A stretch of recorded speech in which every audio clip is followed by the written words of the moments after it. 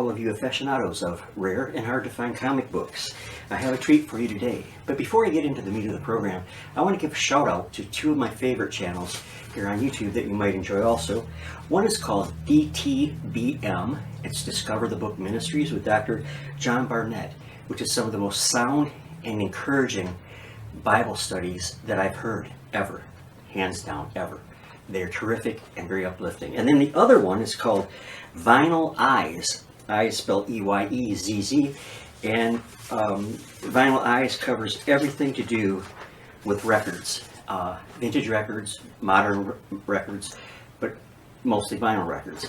Both of these are great sites, perhaps at different ends of the spectrum, but I'm sure that you'll find something at both of them to enjoy and uplift and encourage.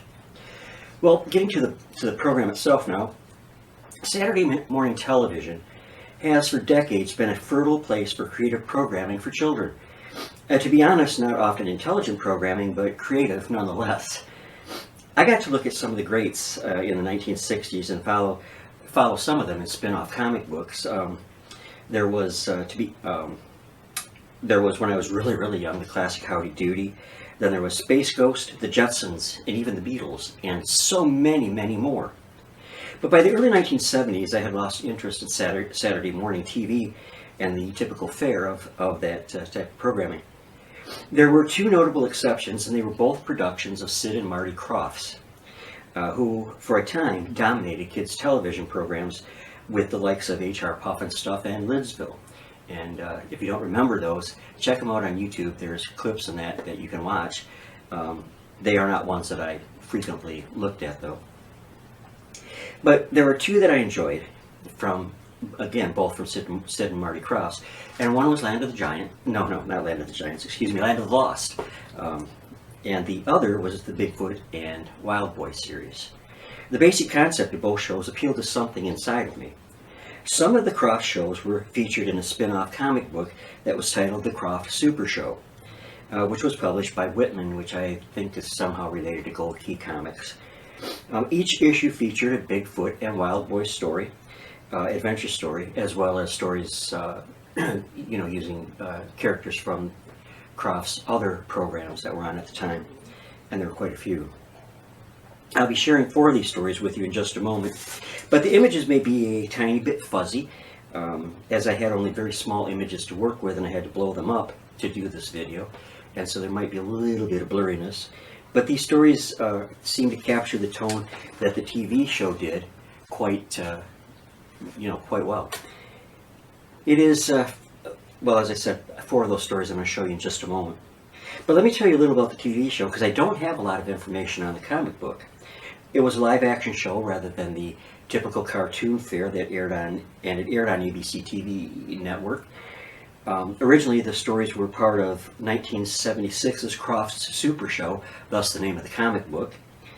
Each segment was 15 minutes long and ended as a cliffhanger, which was resolved in the next week's episode. In 1979, Bigfoot and Wild Boy became its own series with a total of 28 episodes produced. And it's believed that the series was influenced quite heavily by the 2-part Bigfoot episode on the $6 Million Man, which was another comic-type series at the time, but of a higher caliber, writing-wise and story-wise. Well, some might say it was a higher caliber.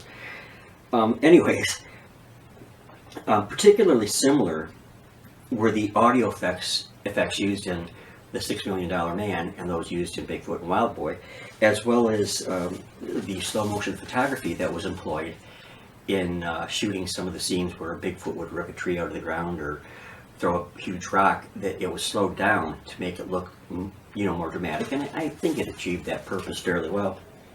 But the premise is basically that the legendary Bigfoot found a boy lost in the vast wilderness of northwestern United States, and he raised the youngster, who became, of course, Wild Boy.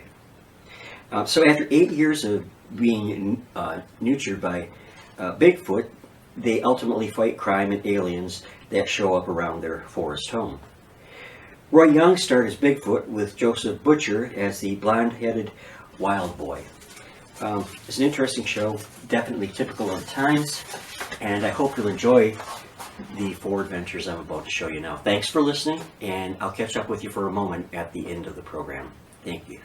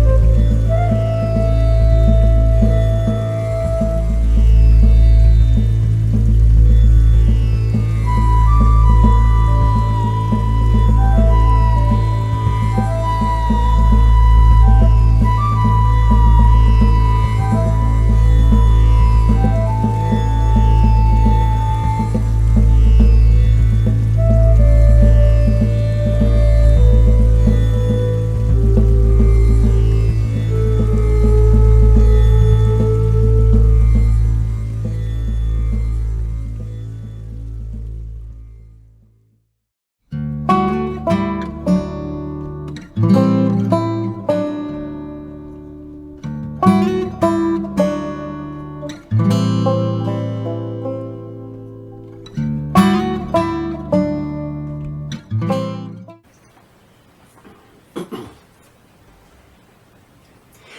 I hope you enjoyed the 4 adventure stories from Bigfoot and Wild Boy.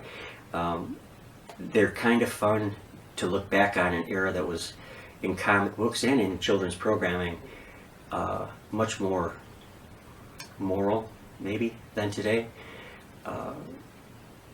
Yeah, cut that. Never mind. Let's do it again. Well, I hope you enjoyed those 4 episodes. Let's do it again. Well, let's do it again. Well, I hope you enjoyed those 4 episodes. One more time. Well, I hope you enjoyed those 4 episodes of Bigfoot and Wild Boy.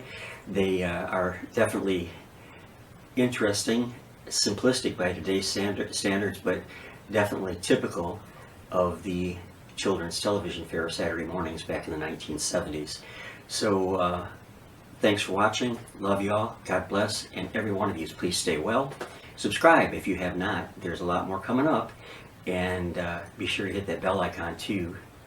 And really important to me too is if you give me a thumbs up. That means a lot to me personally, and it also means a lot to my channel in dealing with the algorithms here on YouTube. So thank you, and hope to see you soon. Bye.